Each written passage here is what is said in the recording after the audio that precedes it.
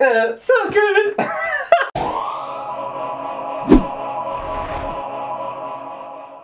G'day, Stu from UAVfutures here, and today, well, we have a big one. You would have seen the title. If you've been in drone racing for a little while, you would know that the Hawk 5 is pretty much the king of bind and flies at the moment. It is a super reliable drone that absolutely rips around the field, and today we really have the competitor, something I've got here. It's the Batman, which, like, I can actually pronounce it. It's from HGLRC, and in the past, where's my little XJB? They made the XJB, which I think has to be one of the best 3 inches that's ever been made. It is rock solid. Cal's got 2 of them, Trevor's got 2. I fly mine to death, and today, I don't know what's happened to Spike the cactus. Hang on. Sorry there, little fella.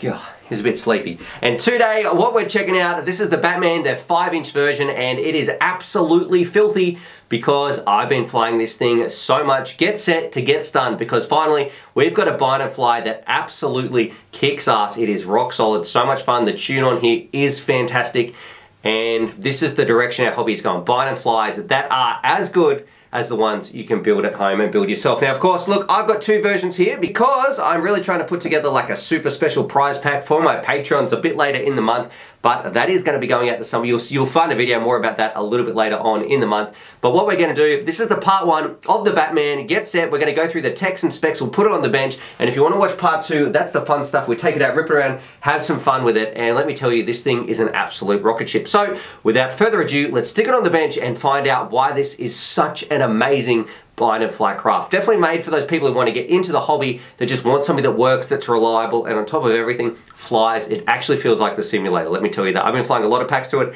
and it is just freaky how nice it feels in the air. So, enough rambling, let's stick it on the bench and get started. Alrighty, here it is on the bench. As a bit of an overview for the HGLRC Batman 5-inch bind and fly. So many letters, but I am very excited what this thing is. It's a bind and fly. You can take it out of the box, and then you're ready to rock and roll with a silky smooth, performance-packed flight experience. Perfect for anybody who doesn't want to build, don't want to waste their time with those cheaper ones, and you just want something that is a rocket ship, you know, in seconds. If you've got the skills to pay the bills, you can be winning races with this, and I mean like top tier races. Now, what we're going to do, let's go through some of the components. We'll start at the outside in, work our way towards the middle. Then we'll talk about the pros and the cons, the design, and the quality of things, all those sorts of stuff. So let's start off. You do get, and some of the spares you get, a little pagoda antenna. Comes with like the CCMX connector if you want to put that little pigtail on. And you do get some wind dancer props, which are 50-42s. I'm not the biggest fan of these. They are silky, silky smooth, but this thing, with these motors, it's just begging to put on a more aggressive prop, and that's exactly what you'll see. That's why we do 2 speed runs in the part 2. Once with the wind dancers, and then we crank it up and put some things like some Hulkies on there, and it does go significantly quicker. So, I guess, first port of call, let's talk about the frame itself. So the first component, the frame itself, it's designed with some 4mm arms, designed to spin 5-inch props, and you can see each one of those is bolted on. I do like how they've got the 3 little screws here, and also on the outside, I think this is important as well. You don't have 2 screws right at the base, which would cause where the arm would break in a heavy sort of crash on the motor. The 3 screws, the way they're sort of on an angle right here with this carbon, means it's going to hold up a little bit better in crashes, because look, it is a relatively thin arm, and with the speeds this thing is going to go, I would like it if it did come with a spare arm, because I can see you breaking one of these if you hit something hard enough. But that could also be said for a lot of our drones anyway. Now, those arms, they're all sandwiched here. We've got 2 sandwich plates, and for me, I don't like drones that don't have a sandwich plate if they've got separate arms, because all that pressure is just going on straight onto one standoff if you don't have these extra sandwich plates. And I don't care what people say, I think it is absolutely 100% worth it every time to sandwich your arms. It means you've got a much, much stronger little drone. And anyone who's trying to tell you otherwise is just trying to tell you porkies.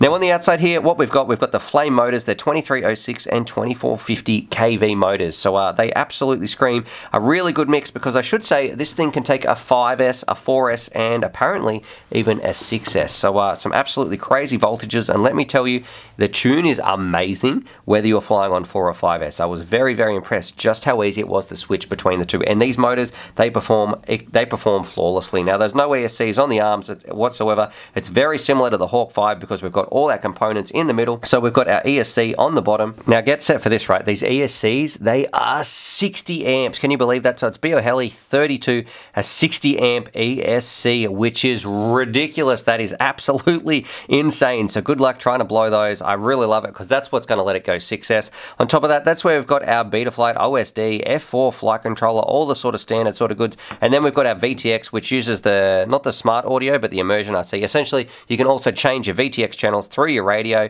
And that's got all the usual stuff like changeable power levels, all the channels, yada, yada, yada. But what I do love, and I'll flash a picture on the screen, is how this VTX, not only can you see you've got access to the button if you don't want to use your radio to change it, even though it's set up ready to rock and roll, you've also got this little MMCX connector which runs out the back. It's on a dipole antenna. Now these are my favorite antennas. They're so light. I find they work really, really well, and especially how they're connected. This is my favorite connector. So I really, really like that VTX. I think it's a great option. But if you don't like it and you've got, you're some specific race events and you want to run something else, you do have the option just to plug one of these in and you can put on whatever antenna that you like. Now you can see towards the front we've just got a standard HGLRC camera, and I'm going to say this thing performs beautifully. I'm going to show you some flight footage, and when this thing was focusing right at the sun, it was incredible. So the way this thing handles light, it was very, very good. So we were flying directly at the sun. It was still very easy to see gates on the test track, and I got to say it's a beautiful camera in the front. Even though it's just a sort of no-name brand, they've done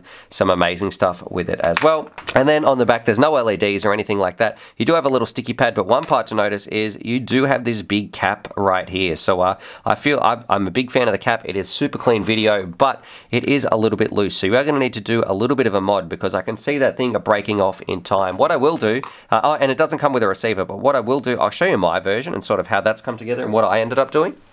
So you can see right here, what I did, I just put a big zip tie around the back two standoffs, and that sort of holds it in place. It can't wiggle around, it can't move. So if you get one of these, that's what I'm going to recommend. Zip tie your little cap up here so it can't move, because at the moment it's just vibrating too much, and I do think that that's going to snap off. Now let's talk about the design of the thing. Overall, what more can you say? The frame is like all the other frames. It's pretty generic, but that doesn't mean it's not good. So it works very, very well. I love the design of the components, and especially like with the amount of voltages that this thing can take and the huge amp rating, I am a huge fan. It works very, very well, and I guess that brings me into the quality of the thing. The quality of this thing is top notch. I'm going to give it a 9 out of 10. I haven't had any issues. My XJB has been rock solid for years, and I feel like this is going to go the same way. The way it performs and the tune and the quality of that sort of stuff is great. And also the solder joints, like I'll flash a picture on the screen, they are very, very nicely soldered, very shiny. So you've got some great components in here built